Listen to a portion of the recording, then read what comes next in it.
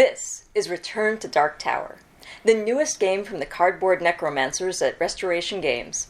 In this cooperative fantasy adventure, 4 kingdoms will band together to stand against the looming threat of the tower and the great evil that stirs inside its depths.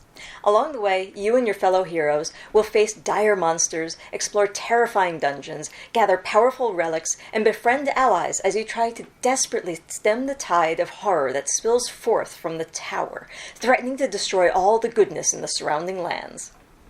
Now, most of the time, when Restoration Games puts out a title, it's a reimagining of an older game. That's kind of their thing, and in our opinion, it's a thing they're incredibly good at.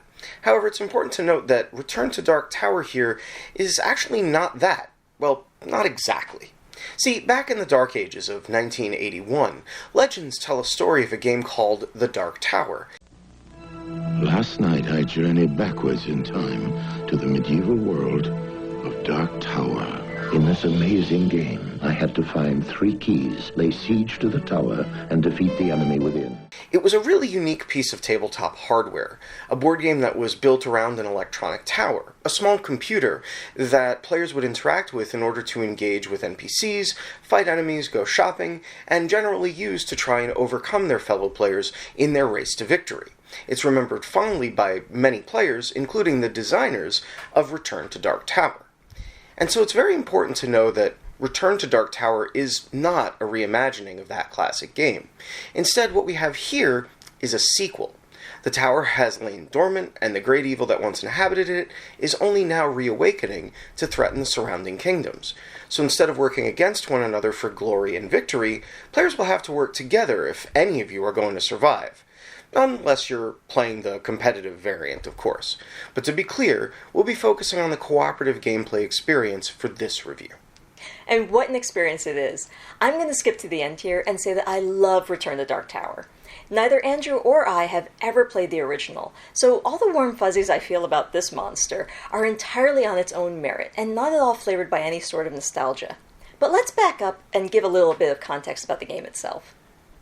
In Return to Dark Tower, the once dormant monolith has rumbled to life as a new threat has awoken within. The 4 kingdoms are divided into regions featuring a variety of terrains and home to different buildings such as villages, sanctuaries, citadels, and bazaars.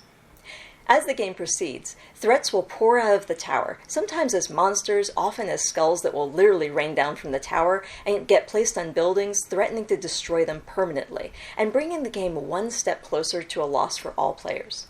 But all is not hopeless. The heroes can cleanse the corruption represented by the skulls, as well as do battle with the monsters that threaten the land. They'll also be able to visit the buildings around the kingdom, to recruit warriors, gather valuable equipment, and even acquire powerful artifacts that can help them turn the tide. Now, as we said, Return to Dark Tower is a cooperative game, so it's the players against the tower itself. Just as with the game that inspired it, Return to Dark Tower's tower is much more than just an impressive piece of set decor. This tower is a mechanical monstrosity, with internal mechanisms that rotate, glow, and growl as the game progresses, unpredictably escalating the threat that the players must face. Also like the prequel, Return to Dark Tower integrates the digital and cardboard worlds. Instead of having an app live in the tower itself, a game of Return to Dark Tower is run by the companion app. The app does tons of heavy lifting during the game. It manages combat, facilitates dungeon delves, and doles out new quests and threats, all the while talking to the tower via Bluetooth, so that the physical state of the game changes to reflect the evil machinations of the adversary. The app is actually one of my favorite things about Return to Dark Tower, because it does a lot of the randomization and computation behind the scenes. You'll start every game by picking your adversary, foes, and main ally for that session, and from there, the app takes over the fussy bits, leaving all the players to be free to experience the game together. Now, it's no secret that there are opinions about the intersection between the digital and the analog. But without wanting to upset any cardboard purists, I will simply say that we found ourselves totally comfortable with having a companion app necessary to play this game. Who am I kidding? Those folks probably won't even see this review, what with it being on a computer and all. No one carries one of those around everywhere they go, right? I'm more than just comfortable with the app, I'd say. The app actively improves the experience of your adventure, which takes place over a series of in-game months, each of which is composed of a quasi-random number of turns. During those turns, you'll adventure across the board, gathering resources and confronting threats. Each month will feature 2 monthly quests, in addition to the game-spanning challenge of that session's main goal and adversary. These monthly quests will either provide you with a benefit upon completion, or prevent even greater threats from materializing if you can manage to get them done. The variety in these challenges spans from gathering certain quantities of resources, to facing down foes, to delving into virtual dungeons and exploring dangerous ruins, and the players will always be trying to decide whether working to gain an advantage or nullify a threat is worth diverting from the main goal of the game. But the danger in Return to Dark Tower is ever increasing, and as with many cooperative games, while there is only one path to victory, your quest sits on a knife's edge, and there are several ways to lose, including running out of skulls to place, running out of time to complete your quests, and the tragedy that is any player's hero gaining a third corruption and thus falling to darkness. Because of the whole cascading skulls thing, a critical piece of your hero's mission will be to go to the various buildings where those skulls have accrued so that you can purge them, which serves the dual purpose of making it less likely that a building will be destroyed, as well as returning those skulls to the pool so that you don't lose from an acute case of lack of skulls. And for those of you who may be thinking this has a bit of a pandemic feel, well, yeah. But the good news is, you won't just be sweeping skulls into the dustbin like the gothiest goth maid who ever gothed. Clearing skulls is classed as a heroic action, alongside fighting monsters and engaging quests. There's also the reinforce action, which lets you better prepare for the challenges you face. Depending on which building you visit when you reinforce, you'll get potions, regain spirit, gather warriors to your cause, which act as hit points, buy gear and treasure, and even upgrade your character with unique abilities. And since each player gets to do one heroic action and one reinforce action per turn, and since those actions can happen between movement, it means that you'll usually be able to do at least 2 useful things every turn, even if one of those useful things is about as dynamic as taking out the recycling. Hey, recycling's important. But what's also important is inevitably a confrontation with the adversary you chose during setup. But to get there, you'll have to work towards completing the adversary's quest, and then overcoming your foe in direct combat. Combat is actually one of my favorite mechanisms in Return to Dark Tower. Whether you're up against the adversary or any of the minions they command, when it's time to face down your foe, you'll engage the app to resolve the battle. Each enemy has a virtual deck of battle cards, with more dangerous foes forcing you to resolve more cards in order to defeat them. These challenges range from expending warriors to consuming other resources, but clever heroes will be able to use advantages to blunt the danger of those foes they face and come out victorious. Now, the advantage system is another neat part of Return to Dark Tower. Think of advantage as a temporary currency that you'll spend when you're facing challenges. Some heroes will gain advantage in melee combat, or certain terrains, or against specific types of foes. Work together to try and bring the most advantages to combat, and you'll find yourself not only avoiding big penalties, but actually coming out ahead. And trust us when we say that you'll want to take every advantage you possibly can get. Return to Dark Tower can be a brutal game when it wants to be, and the cascading effects of a few bad between-turn events, capricious skull falls, and foes inexplicably wrecking you can take the situation from well under control to absolute disaster in a heartbeat. But that's one of the best things about Return to Dark Tower. We never really felt safe, though there were games that luck seemed to land more in our favor than others. Now, that's not especially different from other cooperative games we enjoy. Titles like Escape the Dark Castle, The Grizzled, and Old Tree all keep players on their toes with unpredictable threats. But one of the things that makes Return to Dark Tower feel special and unique is, unsurprisingly, the tower itself. Looming huge above the board, the tower feels like a malevolent fifth player, one that you can hate without any social consequences. It acts as a literal and figurative obstacle, something we all constantly have to acknowledge and think about, and that has a really exciting effect on keeping everyone engaged. When a skull drops in to signal the end of a player's turn, everyone holds their breath as they wait to see if an event is triggered, and inevitably groans when it, of course, is. Every time a gate is lifted, every time the internal mechanisms spin and vomit forth a pile of skulls, every time you come face to face with a glowing glyph, it serves to heighten the experience and tension for everyone at the table. We're all in this together because that absolute nightmare is just sitting there, smug and awful, and we just have to beat it. And that shared tension is awesome. I love games where you get a chance to explore the unknown. And while the map in Return to Dark Tower is simple, the random events, quests, and dungeons that you'll face in every game makes it feel so much bigger than it first appears. Even the combat is unpredictable in an exciting way. You might know that a foe is going to attack in a certain way, but you can never be sure exactly what the tower and its minions are going to do next, and that keeps things really exciting. Now, some of you eagle-eyed viewers might be thinking, hey, isn't the tower in the app basically just replacing a bunch of decks of cards and a dice tower to randomize where the skulls go? Couldn't you get this effect from a bunch of encounter tables and some dice? And to that I say, yes, mostly. But also no. See, that thing that we're talking about, the moments of awesome and awful that the tower and the app provide, works so much better because we don't have to see how the sausage gets made. Keeping all of those points of randomness hidden from the players intensifies their impact and really does make it easier to manifest an us versus it mentality that makes every play of Return to Dark Tower we've ever had dramatically more exciting. Sure, there's the competitive mode that mimics the experience of the original game, but to be honest, I'm just not interested in it. The tower is all the opponent I feel like the game needs, and beating it, or losing spectacularly to it, never fails to entertain. And while the toy factor is as high as the tower is tall, the thing is so central to the experience and feel of the game that I just can't imagine it would be half as engaging without it. Which isn't to say we've got no criticisms of Return to Dark Tower. For one thing, I kind of wish winning or losing was more spectacular. There's no real epilogue, no last gasp either way. Should you ever find yourself reaching for a skull to drop and not find one, be unable to avoid taking that third corruption for your character, or deal that last blow to your adversary, the game is just over, all at once, and your prior hour-plus gameplay just kind of evaporates. Not a big criticism, sure, but it's bothered us every time the tower has bested us. Something that bugged me a little more is that the dungeon exploration aspect of some quests didn't feel particularly dynamic or engaging.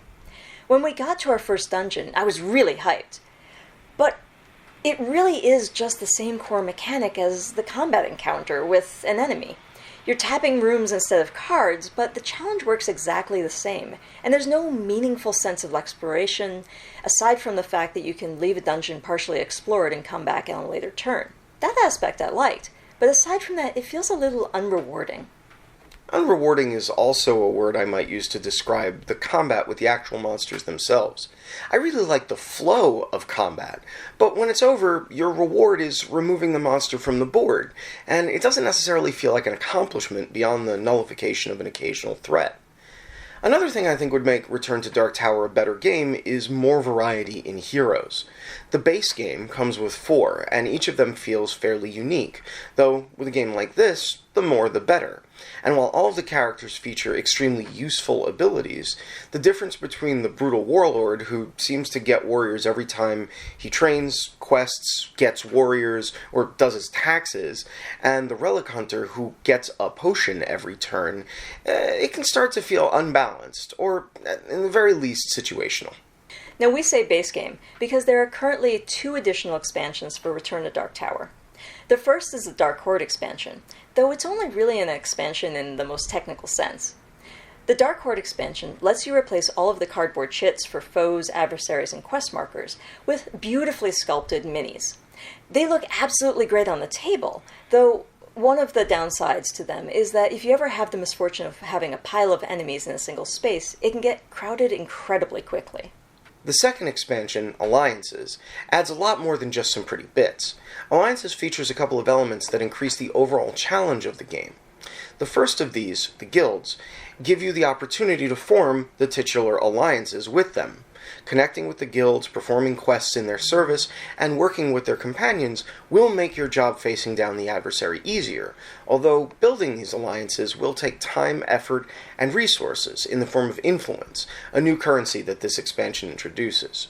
Should your relationship with these guilds turn sour, though, they can be as much of an impediment as they could have been useful. Alliances adds more to think about, both threat and opportunity, and makes Return to Dark Tower a meatier experience overall. Alliances also adds power skulls. As if having regular skulls rain down on your kingdom wasn't bad enough, these colored skulls replace their gray counterparts and impose losses anytime you move through a space with one, ranging from losing influence to warlords to items, and all of a sudden that one potion per turn perk doesn't sound like such a bad deal at all. Finally, in addition to a pile of new enemies and treasures, Alliances adds 2 new heroes to the mix.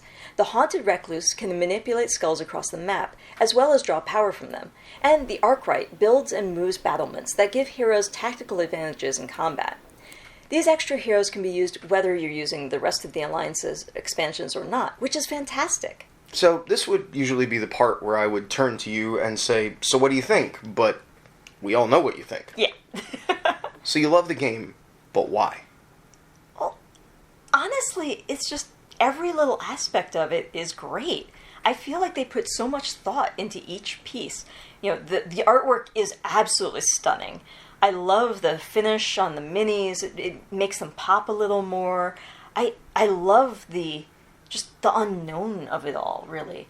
You know, the idea that the app never quite tells you how much time is left in a month, or with a dungeon, you never quite know if you're going to be able to have enough to get through that next room. So do you push your luck, do you go through it, or do you back out and, try again next time? Yeah, I do wish there was a little more dynamism to the dungeons, just like you said, but that like tiny little push your luck element is actually really cool, and I think that it gets echoed in the fight against the adversary, right? Because the adversary is almost undoubtedly too tough to beat the first time you encounter them. You've gone through the game, you've worn down all the quests, you've managed to get to the adversary, clock's ticking, but the first time you knock heads with them, they're probably going to kick your butt. Yeah. But you can weaken them, right? You can spend advantages to permanently make their cards less damaging. And so by this attrition, you attack the adversary, you bounce off them a little bit, spend some advantages. Friends will pop in, try it. Yeah. Exactly, and so it creates that sort of like dynamic combat, chasing an enemy around the board, trying to defeat it before it beats you or before the time runs out. Yeah, that's cool. So what about you? What do you like about it? Well, one of the things that really you said that resonates with me is that I feel like there's a lot of intention here. Yeah. I feel like a lot of... this feels... this is a ridiculous thing to say about something that clearly went through so many years of iterative design, but it feels like every little piece of this experience has been thought through a great deal. And I know it might seem odd or obvious, but one of my favorite things about this game is the tower itself. Because it's a set piece. It commands attention. It really does create a focal center point that is kind of easy to hate, and I love it for that. And when we've played it, no matter who is in the group, people who've played it before, people who are seeing it for the first time, for sure, this gets kind of a response in a way that I really enjoy, because it brings everyone into this shared experience. I imagine if we brought this to game night in the city, it would have the whole cafe come over and be like, what is it? 100%. The toy factor's big, but the impact, I think, is bigger. Every turn ends with you dropping a skull in the tower, and every single time you drop a skull in the tower, everyone pays attention. Everyone dials in because there could be consequences for everybody. And then the tower starts moving, and then it starts spitting skulls out. It tells it growls at you. It tells you to play some 8-bit sound effects. It tells you to open gates, and now it shows you a glyph that messes with what you were going to do next turn. And at the end of the day, just creates a really engaging experience that I've yet to see fail. With a group of players. So, wrap up. Return to Dark Tower feels like a real adventure and hits some of the sweet spots of the experience of tabletop role-playing, even though there's no real narrative at play. The tower, the app, and everything about it works incredibly well, and we've enjoyed every single time we've broken it out. And that's regardless of player count, too. Now, all that said, there's no talking about recommending or not recommending Return to Dark Tower without at least nodding towards its price. At the time of this recording, Return to Dark Tower is headed back to Kickstarter for a reprint, along with a new expansion. Now, we don't really know much about the upcoming expansion, but the listed price for the base game alone on Restoration's site is $190 US. And that's a lot of money for a board game, even one as excellent as this, and that's before you add the upgraded bits and either of the expansions. But while I can't tell you what $200 is worth to you, I can say that I backed the original printing myself, and I'm absolutely thrilled that it's part of my collection. It provides an experience that feels unique enough and engaging enough that the price tag didn't deter me the first time, nor will it deter me from backing the new expansion this time. But ultimately, as always, this is a decision that is an incredibly personal one. Price point aside, though, at the end of the day, for the people who choose to spend for it, we highly recommend Return to Dark Tower. It's simply one of my favorite games, and we've had fun with it every single time it's hit our table. So, if you choose to square off against the tower, we hope that you have just as much fun. Just be sure to bring along some extra potions. And that's it. Hey, Meeple and I thank you for watching. If you want to see more of our reviews, please click on either of these playlists. One of them is our full-length review series, and the other one is Game in a Minute, where we tell you everything you need to know about a game in about 60 seconds. If you'd like to subscribe, please click the G and ring the bell so that you get a notification every time we publish. And if you like what we do and want to support us, please check out links to our Patreon below. We'll see you next game. Flesh and blood.